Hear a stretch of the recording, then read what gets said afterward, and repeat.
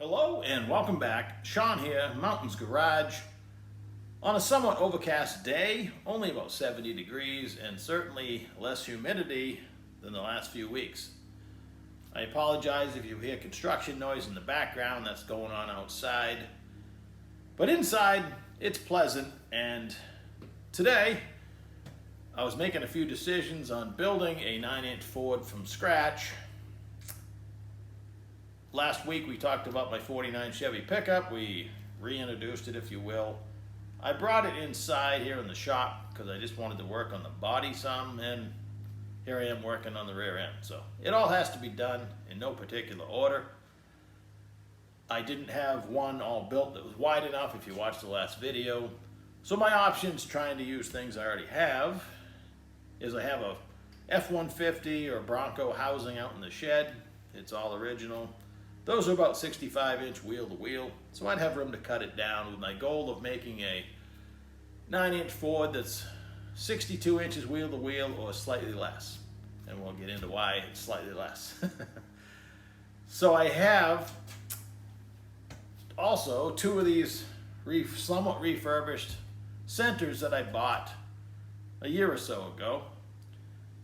And they're fine. This is the worst of the two.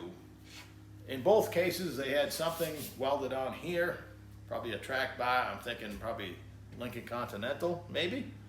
But this particular housing is kind of pocked up down here, probably from rust. It's the only spot that's like that. Kind of odd. It's really thick right here. There's no danger of leaking. I thought about, and I still might weld a 3-inch strip of flat bar on there after I install a drain plug. For me, a drain plug is I take a 1/2-inch pipe coupler, steel, and weld it in the middle. And then I put a piece of roll cage tubing around it to jack on. And I have a magnetic drain plug. So that'll be a good rig. It's wicked handy to have a good spot for the floor jack to rest on. The Ford housings themselves, there's 3 or 4 different varieties. This one's probably 62 to 67. It's bigger than the small ones. They make one that these way short in here, which is handy if you have brackets for like a 4-link you need to move in. This one's wider, and the small one takes only a 3-inch axle tube. And these holes here are 3 1/4. It's made for a 3 1/4 axle tube. And also, this has a round back, roundish. It doesn't have the bump out for the ring gear, and 2 dimples. So that's all things you use to determine, if it matters, the age of your center housing if you're building from scratch. And this is as scratch as you can get without fabricating your own center. A note about that, like I just mentioned, my jack point is going underneath, and I'm going to build a centered housing rear end. When you look under the back of the truck, this is going to be dead center. It's pleasing to the eye. Truth be told, a rear end this wide, if I offset it 1 inch to put the pinion in the middle, you'd never notice, even when you probably go to jack on it. So if you get measuring a lot of vehicles, it's very common for the pinion to be offset to the passenger side. It hurts nothing. A lot of times the engine's offset for different reasons.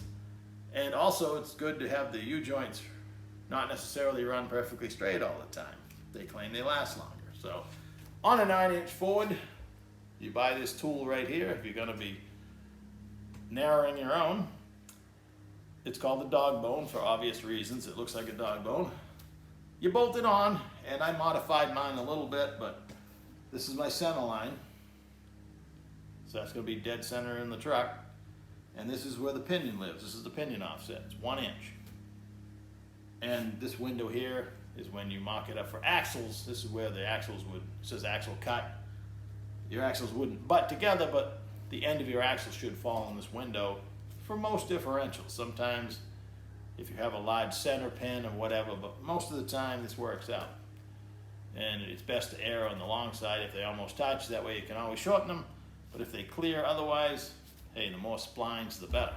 Other modifications I'll do to the housing, I don't have to add a fill plug because it already has one. There's 3/4 pipe, and I'll just put a plug in there. I don't have to do anything fancier than this. I keep reminding myself I'm not building a race car. Same thing with the vent. It comes with just a plain hole. It's made for this style vent. I happen to have a brand new one. I could drive that in there, and that will be more than sufficient for hundreds of thousands of miles. But I like to tap that and put a threaded one in, or sometimes a looped hose that goes down to the ground. I'll try to talk myself out of that. Again, this isn't a race car. It's just a cool truck. The same goes for a back brace. You can buy one all cut out for, depending on what style housing you have, that would put a piece of rectangular tubing cut to fit nicely to support the housing. If you were drag racing it with slicks and the potential to bend the housing was there, once again, that is not the case. This is just going to be for cruising. So, because I've chosen this housing, and most of your later model Ford housings take a 3 1/4 axle tube. Before I go down that road, I want to finish up about the pinion offset. So when you're building a stock or a lot of the aftermarket fabricated housings, you're dealing with this pinion offset. They do make fabricated housings now that they went ahead and just moved this whole thing 1 inch to the driver's side. So when you build a centered housing, you also have a centered pinion. It solved both problems. They don't advertise it a lot, but if you look at it, you can tell what they did. And that's a great idea. I wish they thought of that 30 years ago. It solves the problem for, a lot of people believe that the pinion needs to be in the middle. Sometimes you want it in the middle. Sometimes it just doesn't matter. So back to the axle tubes. A 3-inch, 3/16 thick axle tube is pretty much the norm. I could use a 3-inch tube, but this opening is 3 1/4. I'd have to make some kind of sleeve because the tube's going to slide in here as far as I want. I'll drill a hole here and there'll be a rosette weld, which is extra. The factory didn't do that, and it'll be welded around here. And that was more work than doing a little research. I was able to buy a 3-foot piece of, I think it's 0.211 thick, so it's more than 3/16, not quite a 1/4 inch. It's right off the shelf stuff of 3 1/4 OD tubing, DOM tubing. So the DOM tubing's nice stuff, probably a cut above what the factory would have used, and this will make a nice housing. And I can, with very little work, I might have to trim the outside a little bit because this is really tight 3 1/4, and be able to shove them in here. And then with my narrowing jig plus a few other things, the jig itself I find is, believe it or not quite accurate enough. So I bought more stuff and it'll be fun this time. I bought some right angle blocks and we'll be able to hook it all to the bench and check the toe out. You don't want to build it with toe out or camber by accident. And there's enough error in the jig, and I have a jig I made myself, plus I have the use of my Mittler Brothers store-bought jig, the most commercially acceptable, nicest jig on the market, and there's still a little bit, when you put it in there, it doesn't take much to have these move either way to have a lot of error.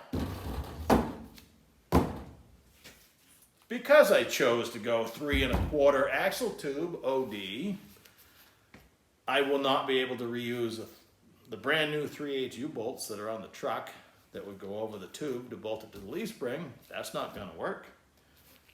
I have 3 sets of the Weldon leaf spring pads. These are made for a 3-inch axle tube. With grinding, I've used these before. You can just open them up and make them work, but I went ahead and found some actual 3 1/4 Weldon leaf spring plates to solve that problem. The housing ends, there's lots of options when it comes to housing ends. And most all the ones you find, if you find a housing and axle kit for a 9-inch Ford for sale these days, it's going to have what they call new Big Ford. These are early Big Ford. Before there was new Big Ford, there was only Big Ford. You following along? How you tell the difference by glance is the early Big Ford takes a 1/2-inch bolt to hold the axle in. The new Big Ford or late Big Ford has a 3/8 bolt.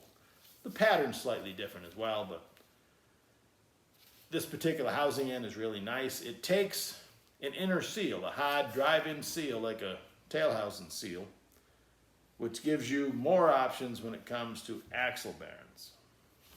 The only reason I chose early Big Ford is I have these beautiful housing ends already, and I have a set of early Big Ford drum brakes that they've probably been mocked up and then taken back off. If they've been driven some, there's hardly any dust. I'm looking at them, they're right behind you. If you turn around, you'll see them as we put this project together in the next few weeks. But I have them, and that's $350 these days to buy a drum brake kit, which unless you really need rear disc brakes because you're drag racing or doing something like that, the drum setup is the hot setup. It's easy to adapt it to almost anything. I use first gen Camaro, third gen Nova parking brake cables, and I've yet to find anything I can't hook that up to.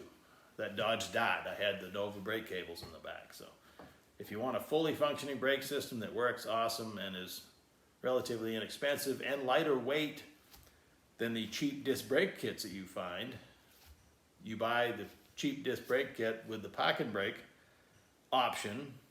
If you actually want to have a inspection sticker on it, you need a parking brake, at least where I live. That's probably true in all 50 states.